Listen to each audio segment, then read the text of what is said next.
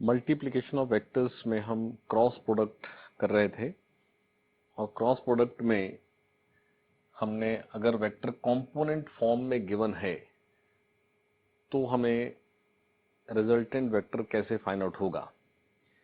देखो, दो वेक्टर्स का क्रॉस प्रोडक्ट एक वेक्टर है, ठीक है ना। और जो रिजल्टेंट वेक्टर है आफ्टर मल्टीप्लिकेशन, उसकी डायरेक्शन के लिए आपके पास ये रिजल्ट था कि जो रिजल्टेंट वेक्टर है वो उस प्लेन के परपेंडिकुलर होता है जिस प्लेन में वेक्टर्स हैं।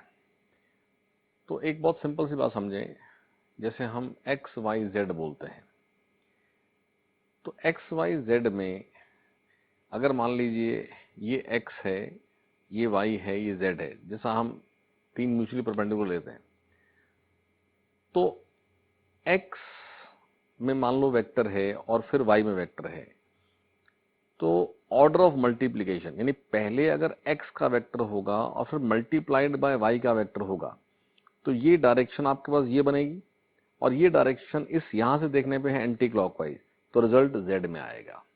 यानी ये बात थोड़ा सा क्रॉस प्रोडक्ट में जल्दी से याद रखें कि आई कैप और जे कैप अगर वेक्टर्स का क्रॉस प्रोडक्ट लिया तो रिजल्टेंट वेक्टर के कैप हो जाएगा। जैसे फॉर एग्जांपल वेक्टर ए जो है वो 2i कैप है, वेक्टर बी जो है वो 3j कैप है। तो अगर मुझे ए क्रॉस बी ढूंढना है तो ए क्रॉस बी एक वेक्टर जिसका मैग्नीट्यूड है mod A mod B sine of angle between them. अब ये आई कैप वेक्टर है, जे कैप वेक्टर है, तो angle between them is 90 degree. तो ये क्या बनेगा, mod A mod B sign 90, यानी 2 इंटू 3 6 साइन 91। तो मैग्नीट्यूड तो 6 है बट डायरेक्शन के लिए क्या लेना पड़ेगा, यूनिट वेक्टर।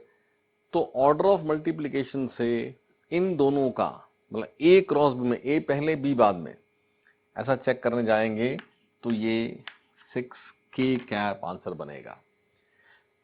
तो ये एक्स वाई जेड में आपके पास, आप इसको चेक कर लीजिए।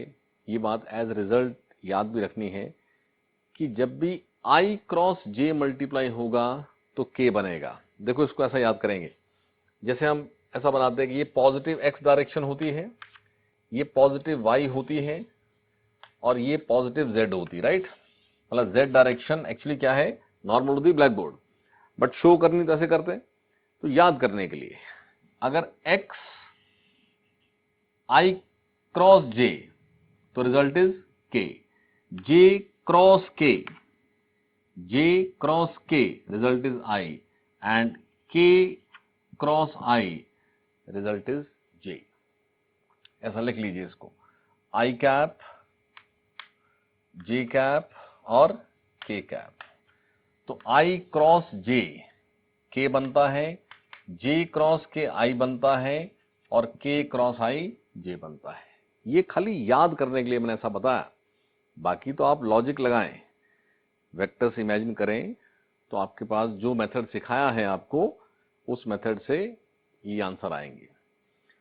और यहां से समझें कि अगर मान लो आप अपोजिट चले, अगर ये ए क्रॉस बी नहीं है, बी क्रॉस ए है, तो क्या बनना है, -6, यानी जे क्रॉस आई। हम उल्टा चले तो सब माइनस हो जाएगा, जे क्रॉस आई होगा तो के बट माइनस के, आई क्रॉस के होगा तो जे बट माइनस जे, के क्रॉस जे माइनस आई। एक याद कर लें और फिर अपोजिट हो गया तो माइनस हो गया। अब मान लो कि ये -i क्रॉस जे है, तो माइनस बार कर दो i क्रॉस जे। अब i क्रॉस जे होता है k, तो इट इज माइनस के। समझे, मान लो ये है -i cap cross -j cap, तो माइनस इंटू माइनस वैसे प्लस हो जाता है, तो -1 बाहर लिया तो बन गया प्लस, और अंदर क्या रह गया, i cross j। Now what is i cross j, वो तो k है, तो यहां से k। तो इस तरह से ये पहले बेसिक सी बात समझ लें। इसके बाद अगर कोई वेक्टर i j k में एक्सप्रेस्ड है वेक्टर ए, और ऐसे ही वेक्टर बी आई जे के में एक्सप्रेस्ड है, तो आपके पास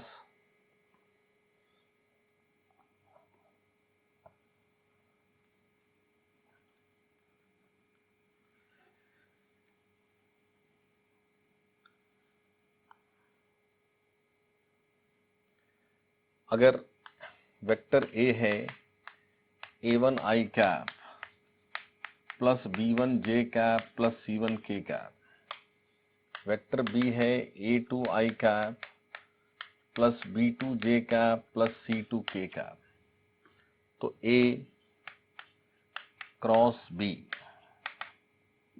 तो जैसे डॉट में किया था सब से मल्टीप्लाई करना, यानी ये आपके पास a1 i cap plus b1 j cap plus c1 k cap, ठीक है, क्रॉस क्या है a2 i cap plus b2 j cap plus c2 k cap, तो ये यहां से a1 i cap cross a2 i cap plus a1 i cap, पहले a1 i cap से मैं तीनों को मल्टीप्लाई कर रहा हूं, a1 i cap cross a2 i cap, a1 i cap cross b2 j cap, a1 i cap cross c2 k cap, ये हो गया। फिर plus b1 j cap cross a2 i cap plus b1 j cap cross b2 j cap plus b1 j cap cross c2 k cap, ठीक है। फिर क्या plus c1 k cap cross a2 i cap plus c1 k cap cross b2 j cap plus c1 k cap cross c2 k cap, जिसको solve करके क्या आएगा, ये आई cap vector है, ये भी आई कैप वेक्टर है, यानी ये दो ऐसे वेक्टर्स को क्रॉस मल्टीप्लाई किया जा रहा है जिनके बीच में एंगल 0 है, तो इनका प्रोडक्ट आएगा 0, ठीक है। तो मैं इक्वल टू, ये जो पहला हमारा ब्रैकेट है ये बना 0 0, ये क्या है I cap J cap, so angle is 90, तो जो रिजल्टेंट वेक्टर है उसका मैग्नीट्यूड क्या बनेगा a1 b2 sin 90, यानी कि a1 b2, तो प्लस a1 b2, लेकिन a1 b2 के साथ में क्या, ये है I cap cross J cap, तो ये आएगा k कैप, ठीक है। ऐसे यहां चेक करें तो ये आई कैप एक्स एक्सिस, ये k कैप z एक्सिस, तो इन दो वेक्टर्स के बीच में एंगल क्या है 90, तो मैग्नीट्यूड क्या बनेगा a1 c2 sin 90, यानी कि a1 c2, तो ये बना a1 c2। लेकिन आई कैप क्रॉस k कैप, हमारे पास यहां से चेक कर लें, आई कैप या I cap J cap k cap ऐसा लिखा था, इस तरह से आपको एंटी क्लॉकवाइज बना के दिखाया, तो k क्रॉस i होता है j, और यहां क्या बन रहा है i क्रॉस k, तो i क्रॉस k होगा माइनस j, ठीक है, ये हो गया। अब प्लस नेक्स्ट, तो b1 j कैप यानी y axis, a2 i cap यानी x एक्सिस, फिर इन दोनों में एंगल क्या 90, तो जो रिजल्ट है उसका मैग्नीट्यूड क्या b1 a2 sin 90, यानी कि b1 a2, और j cap cross i cap, यहां पर आओ, i क्रॉस j k है, तो j क्रॉस i क्या बनना माइनस k, तो आपके पास ये बना माइनस k। नेक्स्ट क्या है b1 j cap cross b2 j cap, तो इसका आंसर आएगा 0, क्योंकि दो पैरेलल वेक्टर्स का क्रॉस प्रोडक्ट 0। देन यहां पर b1 c2 sin 90, b1 c2 और है क्या j cross k is i, तो i क्या, इस तरह से। नेक्स्ट ओपन करें तो यहां बनना है c1 a2 sin 90, तो c1 a2 और k cross i, now k cross i is j, so it is j, plus C1B2, C1B2, और ये क्या है, K cross J, J cross K is I, तो K cross J is -I, और ये आ गया 0। ठीक है, तो यहां से ये सॉल्व होकर के इसको फर्दर सॉल्व कर लें तो ये आई कैप, ये आई कैप है। ठीक है, तो ये बनता है B1C2 माइनस B2C1 आई कैप, और जे कैप के लिए प्लस, ये है J cap, C1A2 minus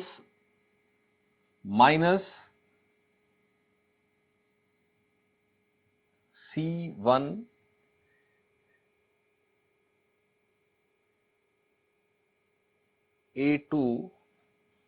minus C2A1 J cap, plus K cap के लिए A1B2 और माइनस A2B1।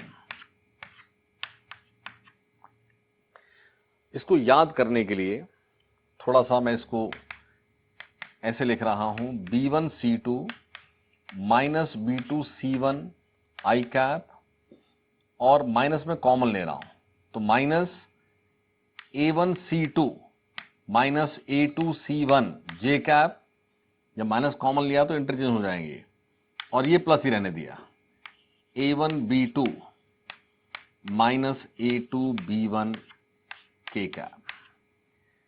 अब ये जो रिजल्ट, यानी अब आपके पास सिंपल सा पॉइंट ये है कि अगर वेक्टर ए आई जे के में ऐसे गिवन है, वेक्टर ए और वेक्टर बी ये गिवन है, तो A cross B equal to ये होता है।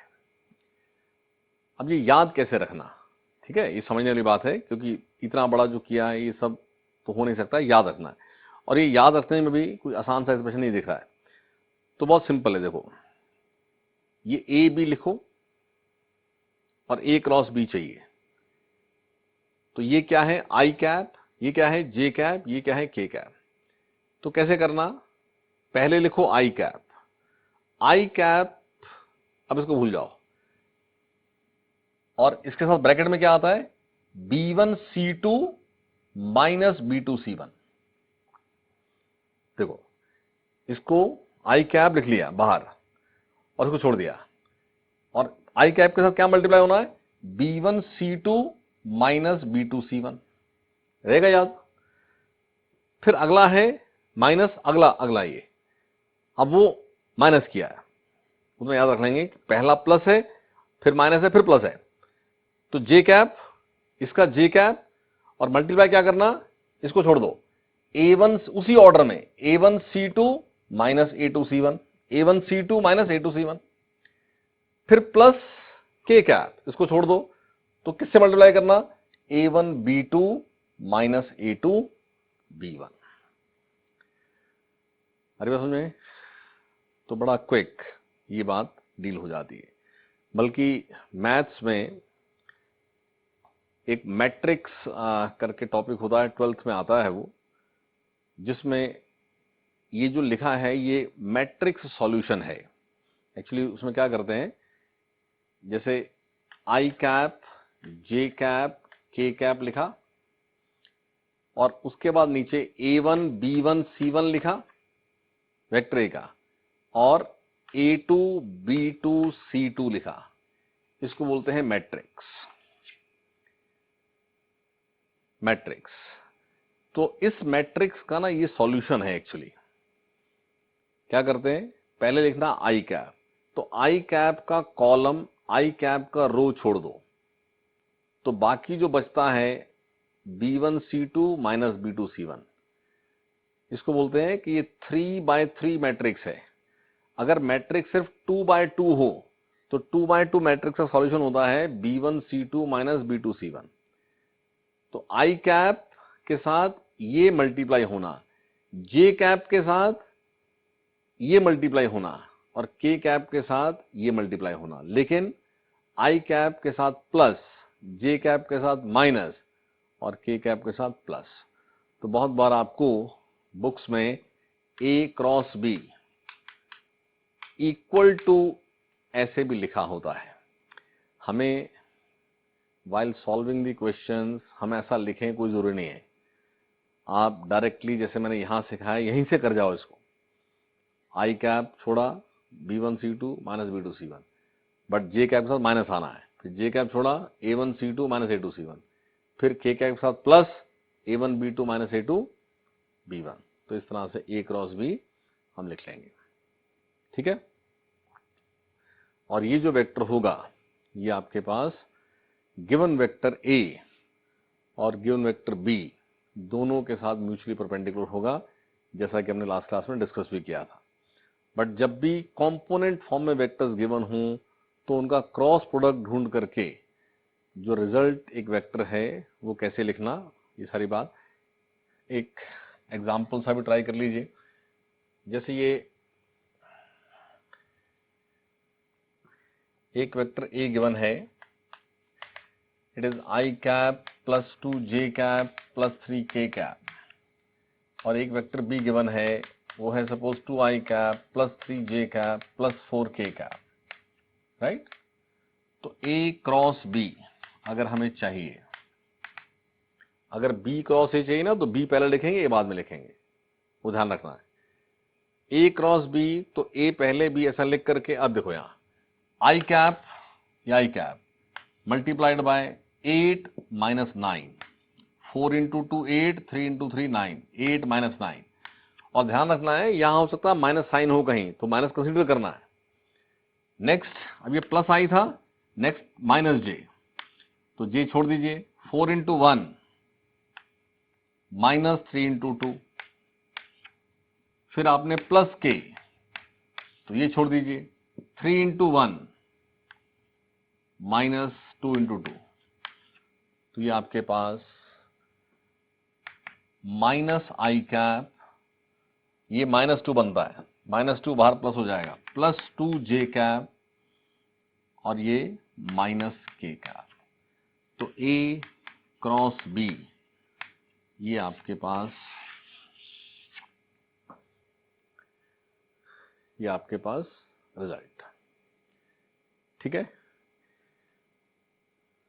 और जैसे दो वेक्टर्स म्यूचुअली परपेंडिकुलर हैं या नहीं हैं, उसका चेक ये है कि आप उनका डॉट प्रोडक्ट ले लीजिए, और डॉट प्रोडक्ट 0 आता है तो वो ये कंफर्म करता है कि वो परपेंडिकुलर हैं।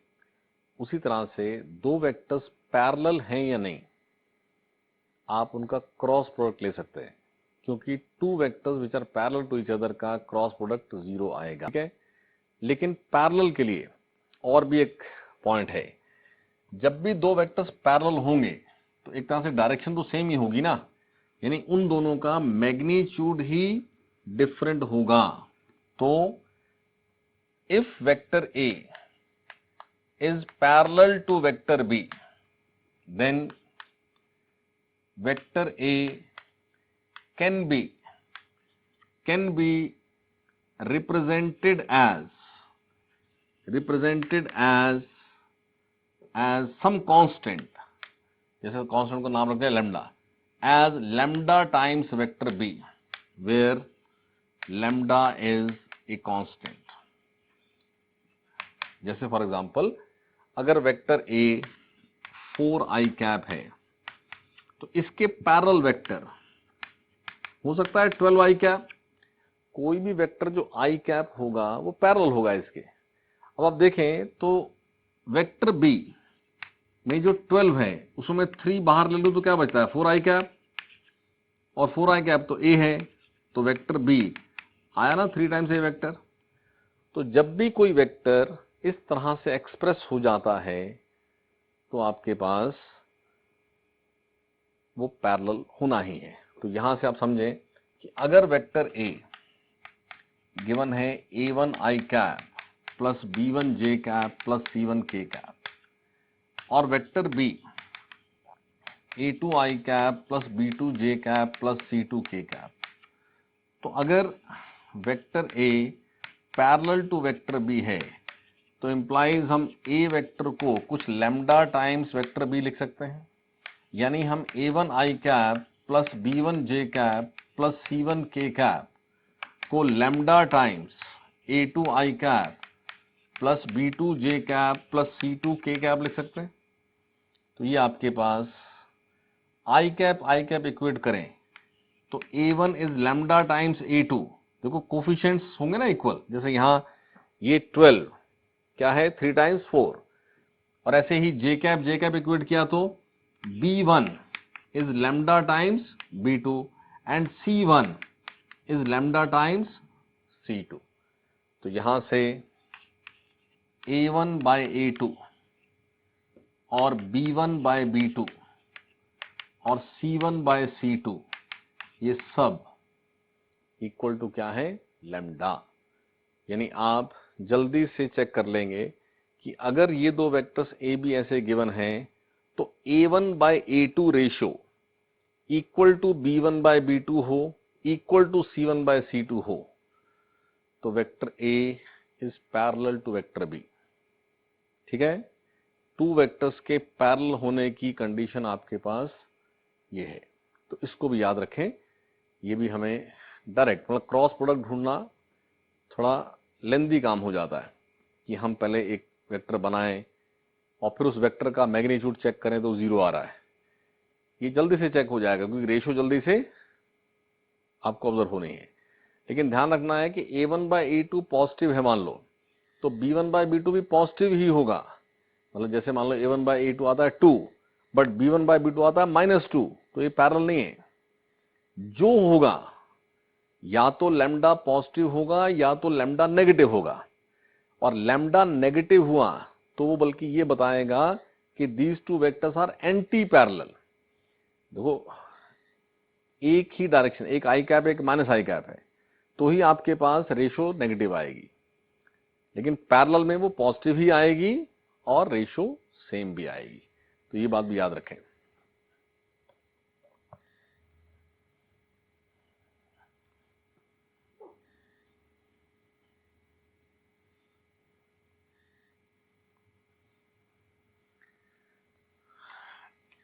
एक एग्जाम्पल नोट करें। एक वेक्टर गिवन है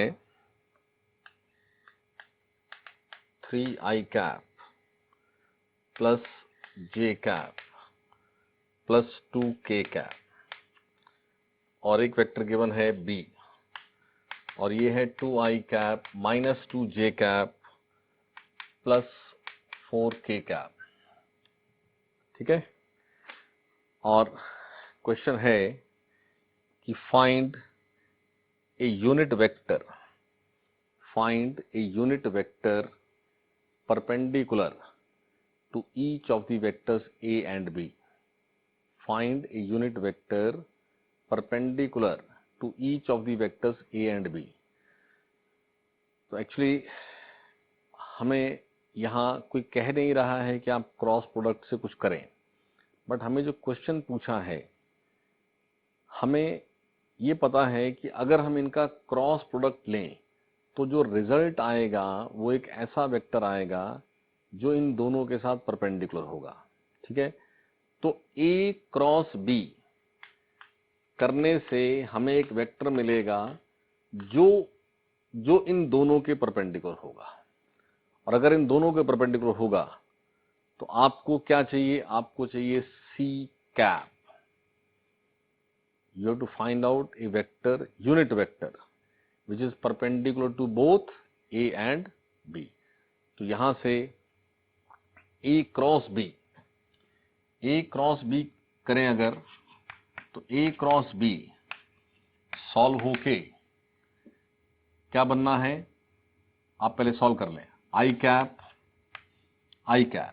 तो ये क्या है, 4 इंटू 1 4, और ये 2 इंटू -2, तो 4 माइनस -4, ठीक है, माइनस जे, तो जे छोड़ दो, 4 इंटू 3 12, और ये 2 इंटू 2 4, प्लस के, तो ये क्या है, -6, 2 इंटू 3 इंटू -2 -6, और -2, तो ये आपके पास A क्रॉस B सॉल्व होके आता है 8 आई कैप -8 जे कैप -8 के कैप, ये A क्रॉस B है, यानी ये वो वेक्टर C है। तो ये वेक्टर इन दोनों के परपेंडिकुलर है, तो हमें क्या चाहिए, हमें एक यूनिट वेक्टर चाहिए जो परपेंडिकुलर टू बोथ हो। तो हम इस C वेक्टर का अगर यूनिट वेक्टर बना दें, एक तो C cap means vector C divided by mod C, यानी 8 आई कैप -8 जे कैप -8 के cap upon 8√3, it is 1/√3 I cap -1/√3 J cap -1/√3 के कैप। लेकिन क्वेश्चन में हमें बोला है कि आप इनके परपेंडिकुलर बनाओ ना। परपेंडिकुलर दो डायरेक्शंस होती थी, एक नॉर्मली आउटवर्ड और एक नॉर्मली इनवर्ड।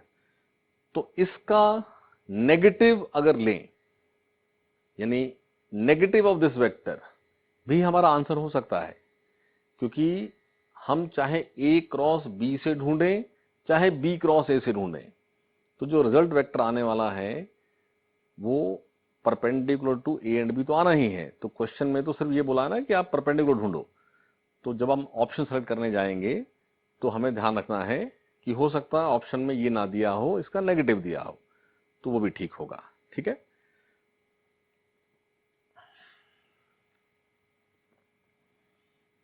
और क्रॉस प्रोडक्ट में ही एक और भी रिजल्ट है। देखो, किसी भी पैरेललोग्राम में इस तरह से कोई पैरेललोग्राम है, ठीक है, उसमें ये आप ऐसा बेस बोल दें, और यहां पर ये क्या है, ये है हाइट, ठीक है ना। तो एरिया ऑफ पैरेललोग्राम होता है बेस इनटू हाइट। अब मान लो कि इस पैरेललोग्राम की जो एडजेसेंट साइड्स हैं, ये दोनों साइड्स कोई दो वेक्टर्स हैं A और B। If vector A and vector B represents the adjacent sides of the parallelogram, तो इस पैरेललोग्राम का जो बेस है वो मैग्नीट्यूड ऑफ वेक्टर A होगा, और ये साइड का मैग्नीट्यूड है B। और अगर A वेक्टर B वेक्टर में एंगल थीटा है, तो सामने ये जो हाइट पार्ट है ये साइड B, तो ये B साइन थीटा है। तो हाइट जो है वो मॉड B साइन थीटा है, height is mod B sine theta. तो एरिया ऑफ पैरेललोग्राम क्या आ रहा है, mod A mod B sine theta, जबकि ये इन दोनों के क्रॉस प्रोडक्ट का मैग्नीट्यूड है। यहां से A क्रॉस B का मैग्नीट्यूड है ये। तो रिजल्ट ये है आपके पास कि अगर कोई दो वेक्टर्स A और B किसी पैरेललोग्राम की एडजेसेंट साइड्स को रिप्रेजेंट करते हों, तो उन वेक्टर्स के क्रॉस प्रोडक्ट का मैग्नीट्यूड हमेशा एरिया ऑफ पैरेललोग्राम होता है। और मैग्नीट्यूड चाहे आप A क्रॉस B करके करें या B क्रॉस A करके करें, वो दोनों ही सेम होते हैं ना। यानी आप इसको B क्रॉस A भी अगर ढूंढते तो उसका भी मैग्नीट्यूड यही आता। तो बहुत बार ऐसा क्वेश्चन बनाते हैं कि आई कैप जे कैप के कैप ए दे दिया और ऐसे ही बी दे दिया आई कैप जे कैप के कैप, और कहा कि अगर ये दो वेक्टर्स एक पैरेललोग्राम की एडजेसेंट साइड्स को रिप्रेजेंट करते हैं तो उसका एरिया क्या है। तो आपने उन दोनों के क्रॉस मल्टीप्लिकेशन के मेथड से एक नया सी वेक्टर पहले ढूंढना है, वो सी वेक्टर आई जे के में आएगा, फिर उस सी वेक्टर का जो मॉड होगा वो आपके पास एरिया ऑफ पैरेललोग्राम होगा। ठीक है, और इसी में ये जो बेसिक बात हमने समझी, इसी में और भी एक रिजल्ट कि मान लो आपको आई जे के में ये ए या बी नहीं दिया है, आपको इस पैरेललोग्राम का ये जो डायगोनल है D1 ये एज वेक्टर एक्सप्रेस्ड है, और ऐसे ही ये डायगोनल D2 ये एज वेक्टर एक्सप्रेस्ड है। तो जैसा लास्ट क्लास में भी समझी थी बात कि ए वेक्टर प्लस बी वेक्टर ये डायगोनल होता है और ए वेक्टर माइनस बी वेक्टर ये डायगोनल होता है। ठीक है ना, तो अगर मैं D1 लिखूं तो D1 vector is A plus B और D2 वेक्टर ये है a माइनस बी। तो D1 cross D2, D1 cross D2, तो ये आपके पास a plus B cross a minus B लिखा जाएगा। ऐसे लिखें इसको ओपन करें तो ये है a cross a plus a cross minus B, a cross minus B plus b cross a plus b cross minus B. अरे समझ में, तो a क्रॉस a यानी दो ऐसे वेक्टर जिनमें एंगल 0 डिग्री है, ये 0 हो गया। ऐसे ही b क्रॉस माइनस b, ये ऐसे वेक्टर जिसमें एंगल 180, ये 0 हो गया ना। a क्रॉस माइनस b, तो माइनस बाहर ले जाओ तो ये क्या बचा, ये बचा माइनस a क्रॉस b और प्लस b क्रॉस a, लेकिन negative of a cross b तो b क्रॉस a ही होता है, यानी ये अगले स्टेप में रह गया b cross a plus b cross a,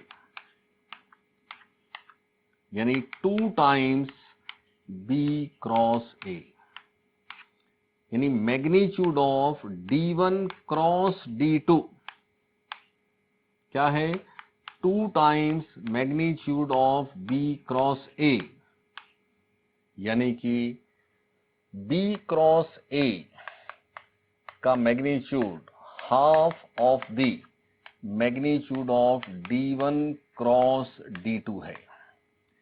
b cross a का magnitude half of D1 cross D2 है, जबकि b क्रॉस a का मैग्नीट्यूड, तो एरिया ऑफ पैरेललोग्राम लिख लिया आपने। तो ये फर्दर एक रिजल्ट कि अगर आपको एक पैरेललोग्राम के जो दो डायगोनल्स होते हैं वो डायगोनल्स वेक्टर फॉर्म में गिवन हैं, तो उनका क्रॉस प्रोडक्ट करिए और उसका मैग्नीट्यूड लिखिए, उस मैग्नीट्यूड का हाफ एरिया ऑफ पैरेललोग्राम होता है। I repeat, if two vectors represent the adjacent sides of a parallelogram, then the magnitude of their cross product gives the area of parallelogram. एक बात। Second, if two vectors represent the diagonals of a parallelogram, then half of the magnitude of their cross product gives the area of parallelogram. तो ये सब as statement भी बातें पूछी जाती हैं और बहुत बार हमें वेक्टर्स आई जे के में गिवन हैं और वो दे करके हमसे एरिया पूछा जाता है। ठीक है, और यहीं से एक बात और भी समझ लीजिए कि कोई भी एरिया जैसे यहां a क्रॉस b किया, ठीक है, मॉड एरिया यूज हो रहा है, लेकिन ए क्रॉस बी एक वेक्टर था ना जो नॉर्मल टू द प्लेन था। तो हम फिजिक्स में कहीं कहीं ये पढ़ेंगे बात कि any area can also be expressed as area vector. लेकिन जब भी एरिया वेक्टर हम लिखेंगे तो एरिया वेक्टर में मैग्नीट्यूड ऑफ एरिया वेक्टर तो एरिया ही होगा, लेकिन डायरेक्शन ऑफ एरिया वेक्टर जो है वो नॉर्मल टू द एरिया होगी। एरिया वेक्टर जब भी कभी यूज करेंगे या करना होता है तो किसी एरिया को अगर एज वेक्टर हम लिखें तो उस एरिया वेक्टर की डायरेक्शन क्या होगी। तो ध्यान रखना है कि क्योंकि ये क्रॉस प्रोडक्ट से सॉल्व हुआ था ना एरिया, तो एरिया वेक्टर की डायरेक्शन हमेशा नॉर्मल टू एरिया ली जाती है। ठीक है।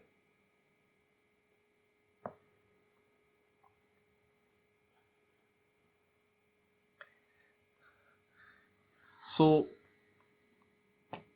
ये बेसिक हमें वेक्टर्स जो करना था वो डिस्कशन ऑफ वेक्टर्स यहां कंप्लीट हुआ, जिसमें हमने how two vectors are added, how they are subtracted and resolution of vector से क्या मीनिंग है, क्या उसका सिग्निफिकेंस है, and then multiplication of vectors dot cross. ठीक है। तो वेक्टर्स की इन सब बातों पर आपको एक असाइनमेंट मिल रहा है, वो आप प्रैक्टिस करना सारा, उसको डिस्कस भी करेंगे। अब इस सारी बातों को जो हमने सीखा इसको हमें ना यूज करना है। हमने सब्ट्रैक्शन और एडिशन ऑफ वेक्टर्स पर कुछ एग्जांपल्स किए थे जहां हमने रिलेटिव वेलोसिटी के कुछ केसेस किए, या हमने change in velocity, acceleration, average acceleration, ये सब पर बात की, तो वहां भी सब यूज हुआ था। लेकिन मैंने वहीं आपको एक एग्जांपल कराया था जिसमें मैंने ये कहा था कि अगर आपके पास 2 डायमेंशनल या 3 डायमेंशनल कोई आपके पास अरेंजमेंट है जहां वेलोसिटी कहीं दे दिया है, और वेलोसिटी देने के बाद आपसे ये पूछा जाता है कि अगर इनिशियल कोऑर्डिनेट ये है तो फाइनल क्या होगा आफ्टर टाइम t।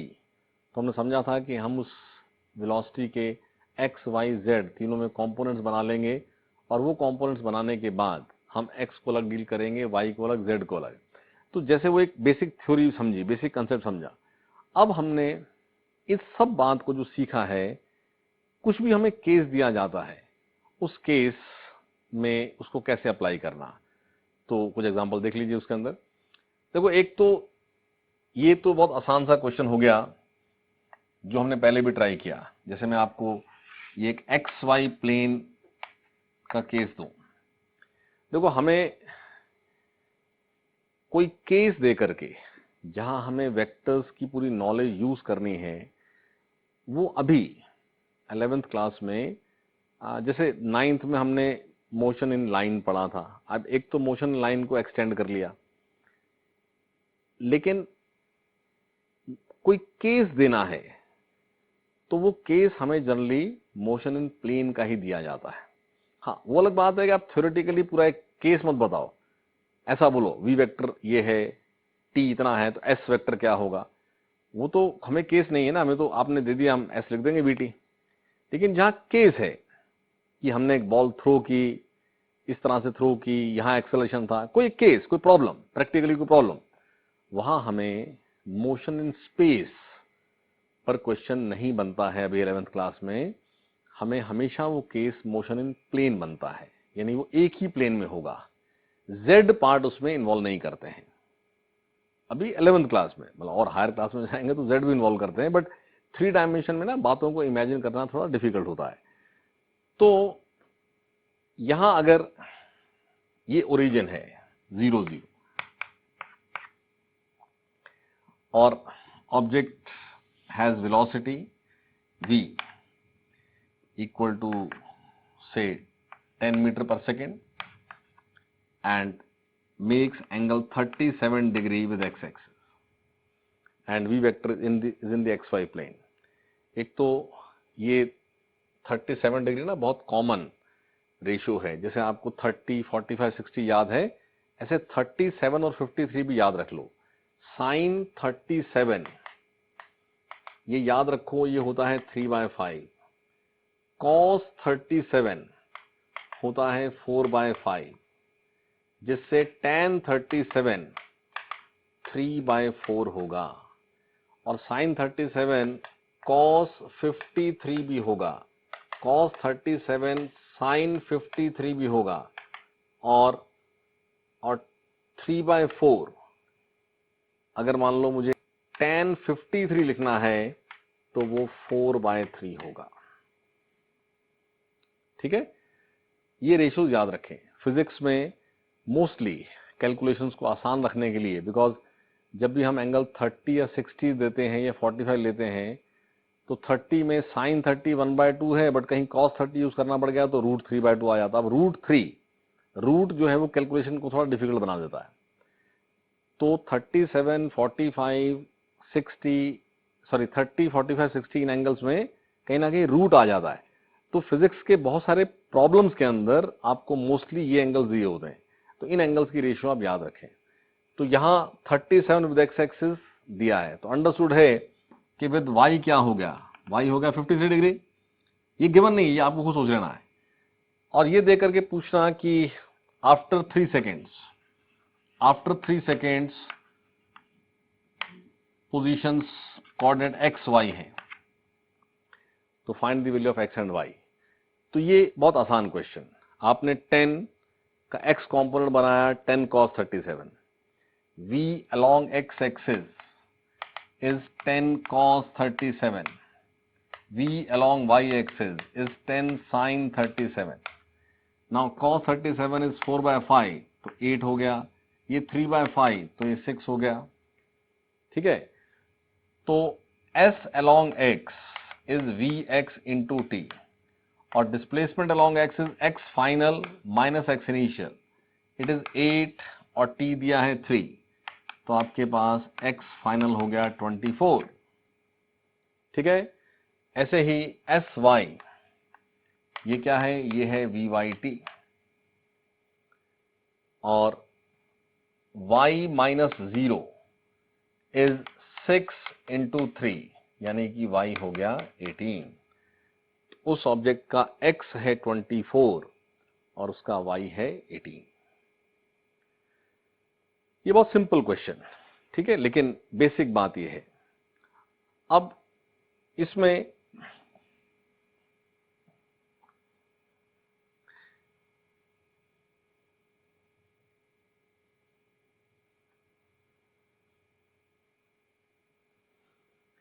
ये भी समझें कि आप इसमें ही जैसे हमने कंपोनेंट बना लिए थे ना, तो हम v वेक्टर लिखते 8i cap plus 6j cap, तो ये भी ठीक है। v vector, this v vector is expressed like this. Now t is 3 seconds and s vector होना है v vector into t, क्यों? Because there is no acceleration present. तो यहां से displacement vector it is 8i cap plus 6j cap into 3, which gives you s vector as 24i cap plus 18j cap. तो displacement along x is 24, displacement along y is 18। ठीक है, ऐसा भी कर सकते हैं, ये भी ठीक है, इसमें कोई गलती नहीं है। तो जैसे ये एक सिंपल एग्जांपल है, बट अभी एक और केस एक बार देखिए। जैसे एक रिवर हमें दे दी, ठीक है, मैं प्रैक्टिकल को केस बोल रहा हूं, और इस रिवर में वाटर हैज वेलोसिटी से 5 मीटर पर सेकेंड। इस रिवर में जो वाटर है वो 5 मीटर पर सेकेंड से मूविंग है, लाइक दिस। और ये क्या हो गए, ये हो गए बैंक्स ऑफ द रिवर, और बैंक्स मीन्स ग्राउंड। ये जो वेलोसिटी गिवन है वाटर की, देन हर वेलोसिटी किसी ना किसी फ्रेम ऑफ रेफरेंस के रिस्पेक्ट टू है। तो फिर बहुत बेसिक बात, ये वेलोसिटी ऑफ वाटर कौन किसके रिस्पेक्ट टू गिवन है? आंसर है ग्राउंड के रिस्पेक्ट टू। यानी ये जो इंफॉर्मेशन गिवन है, I can write that it velocity of water with respect to ground, और अगर मैं कन्वीनियंस के लिए इसको x मान लेता हूं तो ये 5i कैप है। ठीक है, अब ऐसा क्वेश्चन दिया है कि ये एक पर्सन या कोई बोट इस बैंक से पॉइंट ए से स्टार्ट होती है। अब बोट जब बैंक को छोड़ देगी तो बोट वाटर में चल रही है। जैसे कोई कार रोड पे चल रही है तो कार की वेलोसिटी रोड के विद रिस्पेक्ट टू एक्सप्रेस की होती है। अब मान लो कि वो कार रोड पे नहीं है, फॉर एग्जाम्पल जैसे कोई पर्सन है, वो एक ट्रेन में चल रहा है और ट्रेन ग्राउंड पर चल रही है, तो मैन की वेलोसिटी इन जनरल क्या गिवन होगी कि वो ट्रेन में किस स्पीड से चल रहा है, तो ट्रेन के विद रिस्पेक्ट टू गिवन होगी। और फिर अगर आपको वेलोसिटी टू ग्राउंड चाहिए तो आपको वेक्टर इक्वेशन सॉल्व करने पड़ेगा। लेकिन यहां पॉइंट मैं समझा रहा हूं कि बोट की जो वेलोसिटी हमें दे दी जाती है कि बोट ने बैंक छोड़ दिया, अब बोट वाटर में चल रही है, तो बोट की वेलोसिटी इन वाटर क्या है वो बताई जाती है।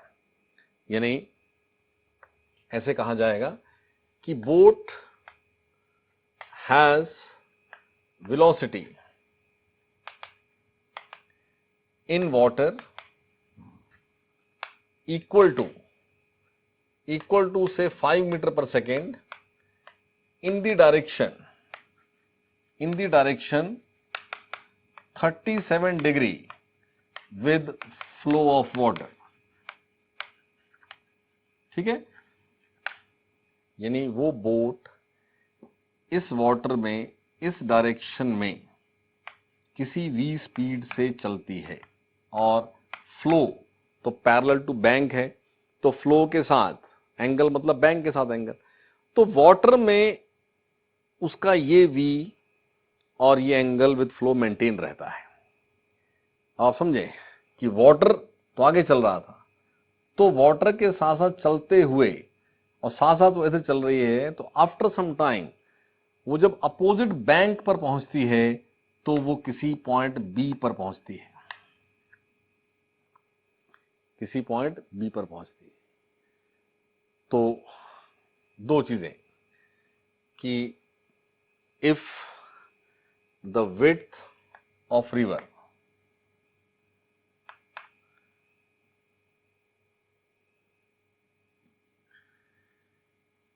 सपोज 30 मीटर है, then time to cross the river find out करें, उस बोट ने उस रिवर को कितने टाइम में क्रॉस किया है। और सेकेंड कि उसका जो ए से चलकर वो बी पर पहुंची, तो ए के अपोजिट जो पॉइंट था वो सी था, तो ये सी बी डिस्टेंस इस बोट का parallel to the flow of water एक डिस्टेंस ट्रेवल्ड है, जिसको जनरली बोलते हैं ड्रिफ्ट। तो ड्रिफ्ट ऑफ बोट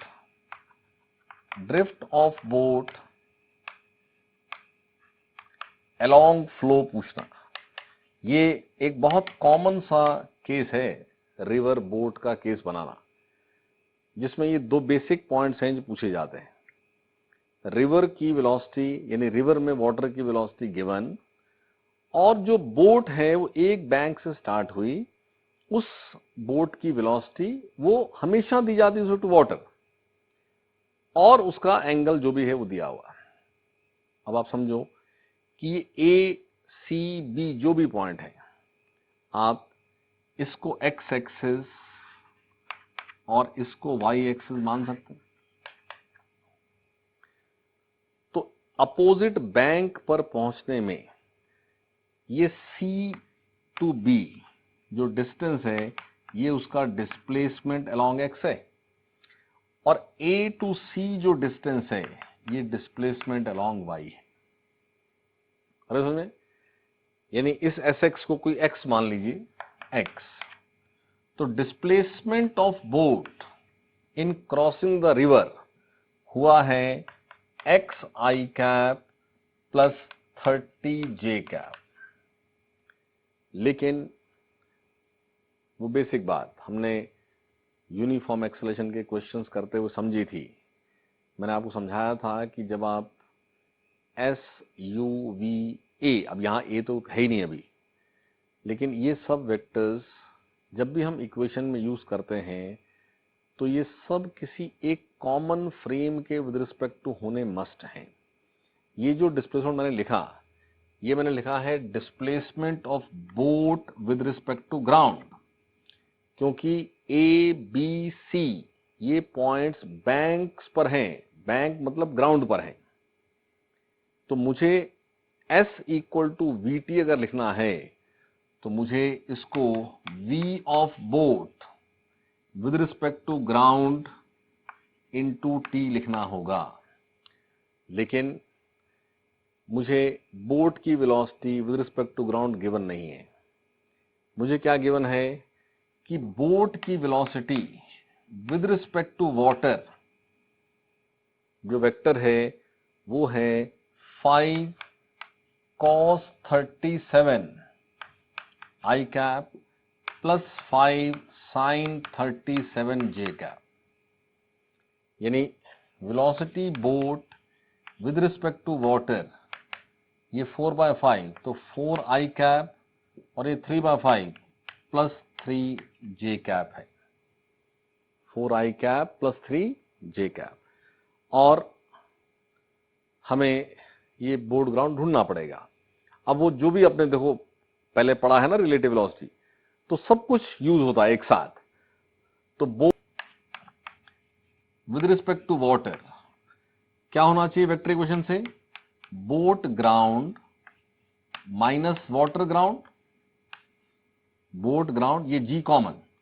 तो यहां से आप देखें तो boat water plus water ground solve होके आता है boat ground. Boat water plus water ground solve होके आता है बोट ग्राउंड। तो यहां से बोट वाटर ये है, वाटर ग्राउंड ये है, इनको ऐड करें तो 4i cap plus 3j cap और प्लस 5i कैप, यानी ये बन गया 9i cap plus 3j cap is equal to boat ground. तो इस इक्वेशन में हम लिख सकते हैं that it is equal to 9i cap plus 3j cap into T। तो इसमें क्या करना, i cap equated to i cap, j cap equated to j cap. तो यहां से जब इक्वेट करेंगे तो x इज इक्वल टू 90, इसका कोफिशिएंट x है ना, और i कैप यहां क्या बनेगा 90, और यहां पर 30 इज इक्वल टू 3t, तो ये हो गया 3t। तो इस सेकंड इक्वेशन से आपका t सॉल्व हो गया 10, और ये t10 यहां पुट करें तो ये सॉल्व हो जाएगा, x जो है वो 9 इंटू 10 यानी कि 90। तो दोनों जो आपके क्वेश्चन थे वो दोनों सॉल्व हो गए। अब यहां ये भी समझो कि मान लो आपसे पूछा ही टाइम है, दूसरी बात पूछी नहीं है, तो अननेसेसरी x बनाने की जरूरत ही नहीं है ना। तो आप इसको हर बार पूरा वेक्टर लिखा जाए जरूरी नहीं है, आप खाली y डायरेक्शन को ही डील करो। y डायरेक्शन में वाटर की तो वेलोसिटी है ही नहीं, तो इस इक्वेशन को यूज करते हुए जब आप बोट ग्राउंड सॉल्व करेंगे तो वाटर ग्राउंड में जे कैप तो है ही नहीं, तो जो बोट वाटर का जे कैप है बस वही आपका आंसर होगा।